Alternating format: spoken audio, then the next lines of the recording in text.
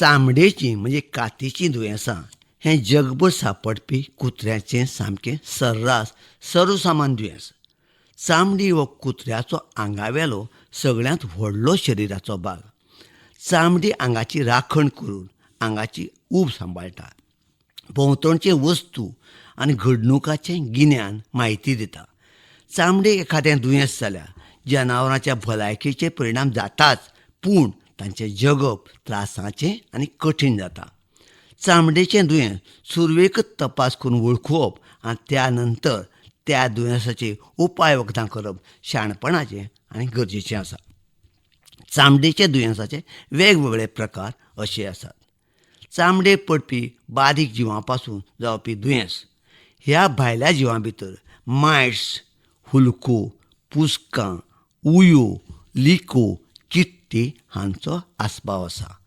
हुलको आनी पुस्कां लागून जाल्ल्या दुयेंसांक चामडी बुड्डता, तांबडी जाता, केंस वतात आनी थंय फेरीत जाता, जखम जाता आनी बाकीचे जंतू थंय वाडपाक शकतात. सार्कोप्टीक म्हणजे स्कॅबीज ही खरोच सार्कोप्टीक मायट्सां लागून जाता. ही दुसरे कडेन दुसऱ्या कुत्र्यांक लागल्यार थंय जाता. ह्या खोर्जेची लागण जाता, आंग खूब बुड्डता, कुचकुत्ता, चामडेक पिठो कसो पडटा आनी फोड येतात. तिसरें डेमोडेक्टीक हाका डेमेटिकोसीस अशेंय म्हणटात. ह्या वाडिल्ल्या मायट्सां लागून पट्ट्या पट्ट्यांनी थंयचे केंस वतात, गळटात. दुसरें आसा एलर्जीक म्हणजे एटॉप्टीक खरोज. वातावरण, भोंवतणची धूल, माती, फुलांचे कण हाका लागून एलर्जी जावन चामडेचें दुयेंस जावपाक शकता. केन्ना केन्ना कुत्र्या माजराच्या खाणांत पिण्यात येवपी कांय घटक मालपडटात आनी पोटां वतकीर एलर्जी जावन खरोज जाता. कांय वेळा वस्त चामडेच्या लागीं येता कांय वस्तू आनी चामडेचे घाशिल्ल्यान खरोज जाता. चामडेचें दुयेंस जावं येता. चामडे रोगजंतू वाडिल्ल्यान पुळयो येतात, फोड येतात, सुत्ता. बुरशी आनी इस्ट हाका लागून चामडेंतल्यान उदक, तेल, ग्रीस कशें चिकचिकीत पदार्थ भायर सरता. चामडी कुचकुचता आनी दुयेंस जाता. आंगा मदीं हॉर्मोनल डिसऑर्डर म्हणजे हॉर्मोन खूब चड कमी तयार जाल्यार चामडी जाड जाता, केंस वतात, पिठो जाता आनी चामडेचें दुयेंस जाता. कांय वेळा आनुवंशीक बडीचो दोश आसल्यार सुद्दां चामडेचें दुयेंस जावपाक शकता.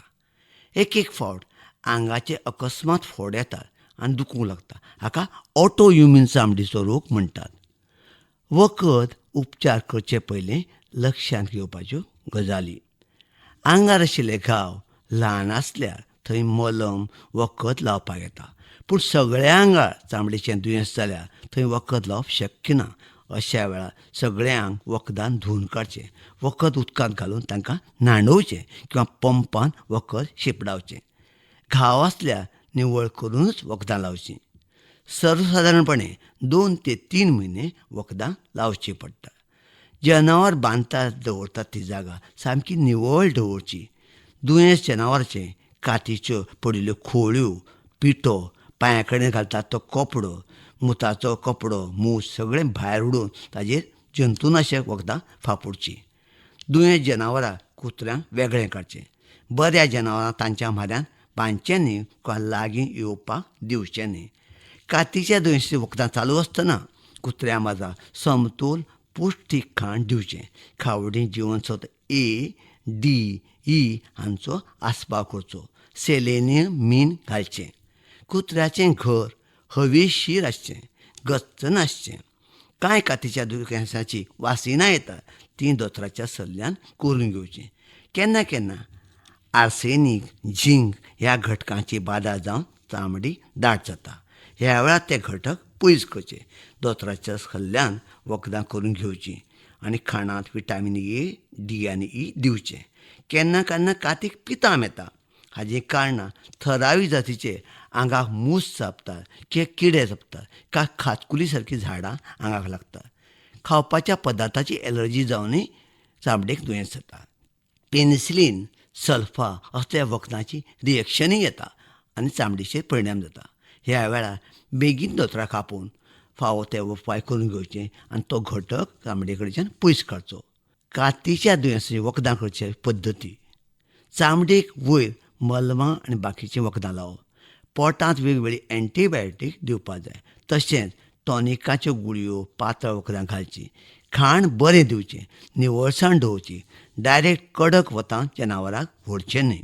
म्हत्वाचें म्हणजे आपलो कुत्रो, माजर भलायकेन बरो उरप. ताजी चामडी तुकतुकीत कांत आशिल्ली उरप. ताचे केंस लव चकचकीत उरप. झडप न्ही, पडप न्ही. कातीक बरो वास येवप. हें जनावर तशेंच ताच्या मालकाचें भुशण आनी वर जावन आसा. कुत्र्याचें जेवण खाण म्हणजेच आहार हें तांची भलायकी बरी उरप, बऱ्या तरेन चड तेंप जगप हाजे खातीर बुन्याद जावन आसा.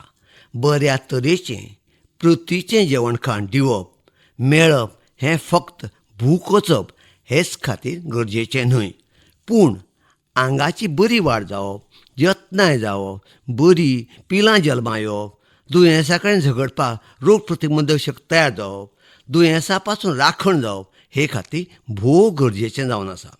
समतोल जेवण खाण कुत्र्याचें वय, कुत्र्याची जात, बारीक मोठी सायज म्हणजे आकार, कामाची ताक हाजेर अवलंबून आसा. चडशे लोक कुत्रो हे घरांत सांगाती आनी सोबती आनी घर राखपाक दवरतात. थोडे लोक कुत्रे वंशावळ जावपाक, पिलां करून विकपाचो धंदो म्हणून पोसतात. कुत्र्याचो उपयोग पोलीस आनी राखणे खात्यांक गुन्यांवकारांक, चोरांक सोदून काडपाक वापरतात. तांच्या दवरपाच्या उद्देशा प्रमाणें कुत्र्याचें जेवण खाण बदलपाक शकता. बरें समतोल आनी पौश्टीक जेवण खाण कुत्र्याक दिल्ल्यान तांचे आंगाची आनी हाडांची वाड सारकी आनी बरी जाता. आंगाक मोठाय, लठ्ठपणां येना. आंगाचें वजन सारकें उरता. स्नायूंची वाड बरी जाता. आंगाची कातीची कांत आनी क्वॉलिटी बरी उरता. पचन शक्ती वाडटा. खाल्लें जेविल्लें आंगाक लागता. कुत्र्याची रोग प्रतिबंधक शक्त वाडटा. दुयेंसां कमी जातात. बरीं पिलां जल्मा येतात आनी तातूंतलीं चडशीं जगतात. कुत्र्याचें आयुश्यमान चड आनी बऱ्या भलायकेचें उरता. पौश्टीक आनी समतोल जेवण खाणाचे घटक अशे आसात. पयलो घटक उदक. हो जेवण खाणांतलो सामको गरजेचो आनी म्हत्वाचो घटक जावन आसा. एक वेळ जेवण खाण कमी मेळ्ळ्यार चलता, पूण उदक जनावरांक भरपूर पिवपाक मेळपाक जाय. खाल्लें पचपाक, आंगा मदीं पावपाक, आंगाचें तापमान सारकें उरपाक, आंगांतलें मूत आनी बाकीचे घटक भायर उडोवपाक उदक जाय पडटा. कुत्र्याच्या पिलांक, दूद पिवपी आवयांक आनी बाकी सगळ्या कुत्र्यांक सर्रास आनी सदांच 24 वरां निवळ ताजें उदक मेळपाची वेवस्था करपाक जाय. दुसरो घटक आसा प्रोटीन म्हणजे प्रथिनां. प्रथिनां लागून आंगाची वाड जाता. आंगाची खर्च जाल्ली शक्ती भरून येता. स्नायूचें मांसाचें घट्टपण येता. विकास जाता. आंगा भितर जाय ते द्रव म्हणजे हॉर्मोन्स तयार जातात. रोग प्रतिबंधक शक्त तयार जाता. चामडेक कांत येता. एनिमिया जावपाक पावना. प्रथिनां हें जेवण खाणांत मांस, मटण, नुस्तें, तांतयां आनी दाळे खाल्ल्यान मेळटा. गाबणी कुत्री, कोलां आनी जाल्लीं पिलां, राखणेचे आनी पोलीस कुत्रे हांकां प्रोटिनाची गरज चड पडटा. तिसरो घटक फॅट्स म्हणजे तेलकट पदार्थ. तेलकट पदार्थाक लागून जनावरांक कुत्र्यांक शक्ती मेळटा. जीवसत्व ए, डी, ई आनी के हांचें आंगा भितर पावपाक, शोशण जावपाक, जिरपाक तेलकट पदार्थाची गरज आसता. चामडेची कांत आनी चकचकीतपणां तेलकट पदार्थ सारक्या प्रमाणांत खाणांत मेळिल्ल्यान येता. तेलकट पदार्थ खाणांत आयिल्ल्यान मेंदू आनी नेरवां शरीराचें काम सारकें चलता. नुस्तें आनी तेलकट पदार्थ खाणांत आयिल्ल्यान फॅट्स मेळटा. प्रमाणा भायर तेलकट पदार्थ खाल्यार कुत्र्यांक मोठाय येता आनी काळजाची तशेंच रक्ताच्या शिराची दुयेंसां जावं येता. कार्बोहायड्रेट्स म्हणजे पिश्टमय पदार्थ. पिश्टमय पदार्थाक लागून पोटाची हालचाल बरी जाता. संडास सारको जाता. रक्तांतलें साखरेचें प्रमाण सारकें उरता. खाणांत शीत, शिजयिल्लें बटाट, गंव, मको, ओट्स हातूंतल्यान पिश्टमय पदार्थ मेळटात. चड खाल्यार मोटाय येता. पांचवो घटक आसा जीवनसत्वां. जीवनसत्वां ही जनावरांक चड गरजेचीं आसता. ती पौश्टीक खाण भाज्यो हातूंतल्यान मेळटा, नाजाल्यार रेडीमेड वखदांतल्यान ती दिवची पडटात. विटामीन ए चामडेक आनी रोग प्रतिबंधक शक्त तयार जावपाक जाय पडटा. विटामीन डी हाडां तशेंच चामडेक जाय पडटा.